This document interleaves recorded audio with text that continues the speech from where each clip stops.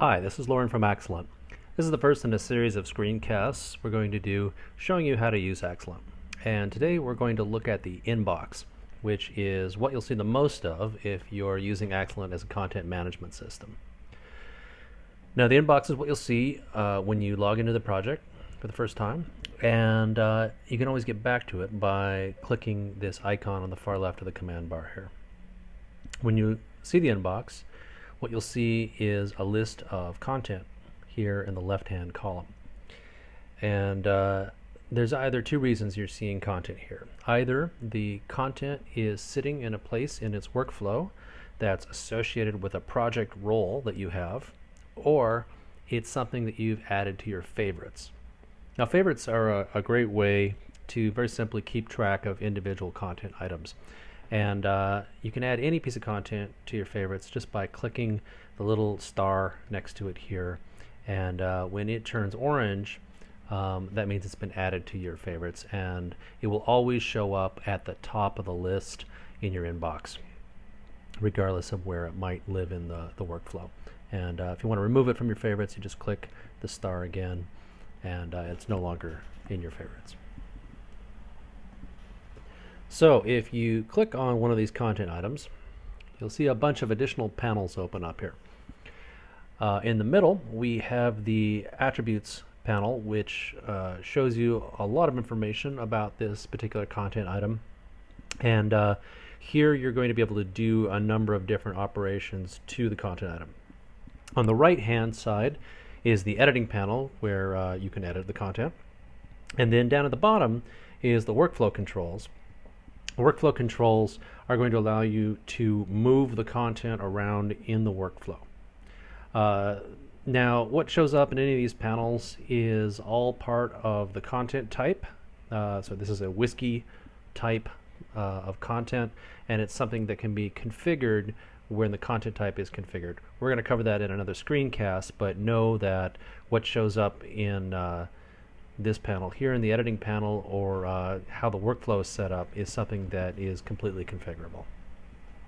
Now, by default, the editing form that's going to open up here is the quick edit form, and this is meant for high traffic fields that get updated a lot. It's not necessarily all of the fields associated with this content type. In fact, in this particular case, you can see this list of all these fields here in the attributes panel, and there's only 2 of them shown in the quick edit panel. So if you want to see everything all at once, you can click the full edit button here in the attributes panel, and that will reload the editor panel with everything.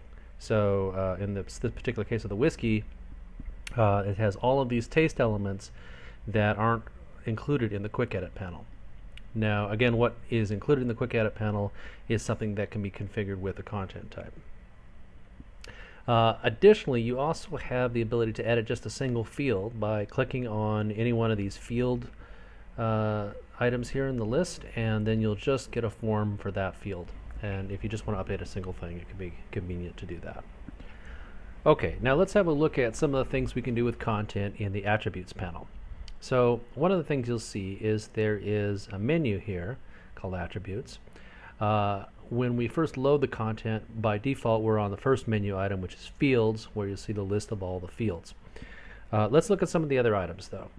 So having a look at tags.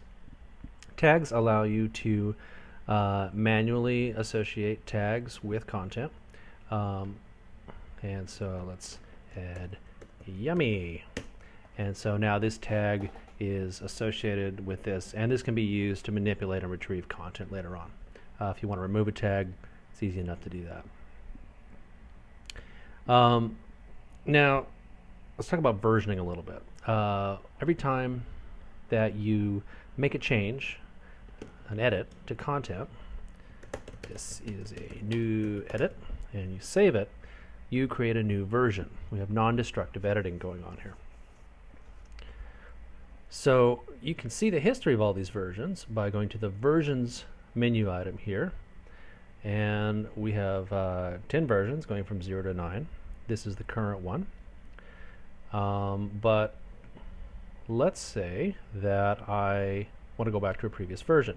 I can click on the previous version where I don't have this as an edit in the copy anymore, and I can click on revert to this version right here. And what this is going to do is it's going to take a copy of that version and make a new version. So now we're up on version 10, and if I looked at that list of versions again, I'll see here's the new one, the current one, which doesn't have it. Here's where we would before, where we had this is a new edit, and then number 8 is what we made the copy of, which of course doesn't have that additional piece on there. Okay, let's have a look at notes. So you can add notes to content items, and it can just be a convenient way to add information for your other team members. Here's an important note about this, and it shows up in the list, and anyone can see this at any time. They'll see who made the note and when they made it. Notes will also be added by a couple of other means. One is if someone puts in remarks down here in the workflow controls, it'll show up as a note. And the other thing is when content is deployed, it automatically has a note added showing that it's been deployed. Speaking of deployments, I'm going to show you the deployments list right here. So in Axilent, we have the concept of content deployment, and what that means basically is that when you're changing content here, you know, if I'm in here and I'm editing stuff, it doesn't automatically show up on the front-end website until you're ready for it to.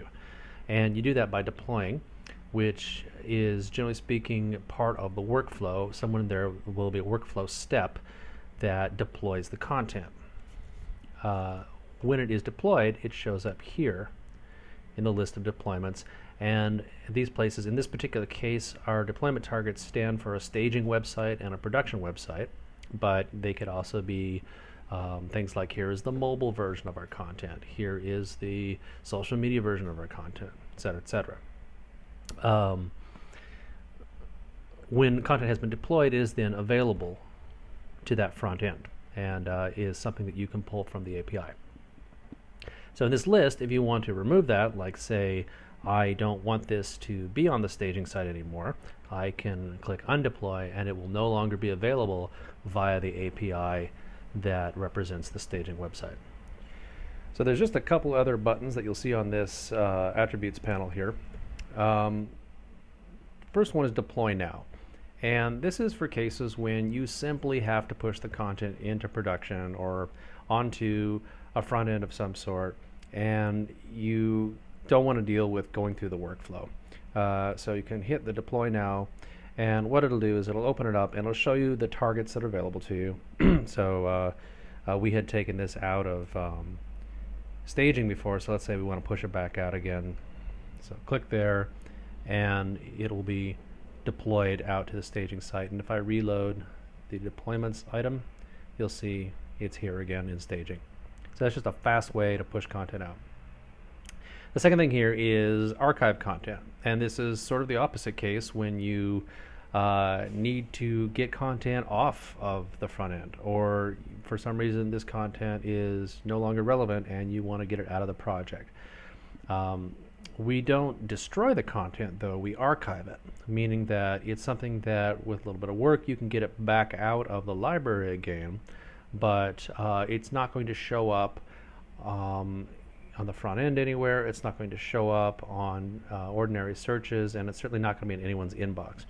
So click on the archive content, and it's actually warning us that it's going to remove the content from these two deployment targets, as well as it'll disappear out of the workflow. So I'm going to cancel out of that. So finally, I want to talk a little bit about the workflow controls down here.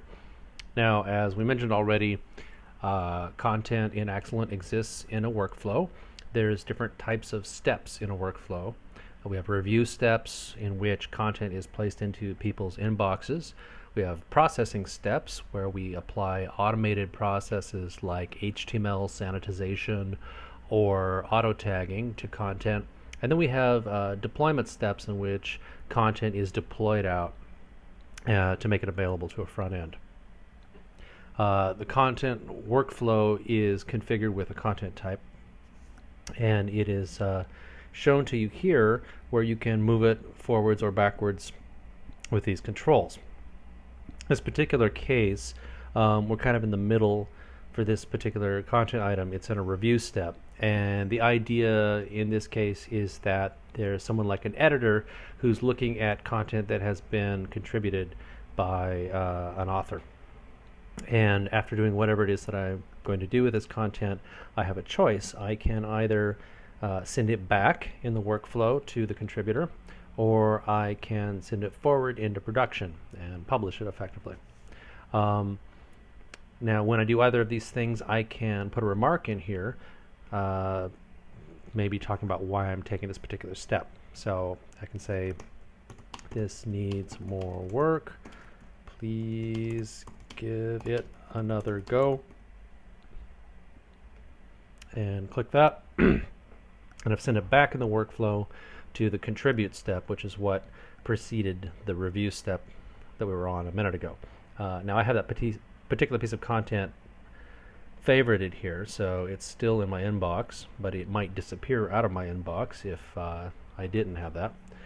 And right now you can see now we're back at the contribute step, and there is no back from here, and all you can do is send it forward into auto tagging.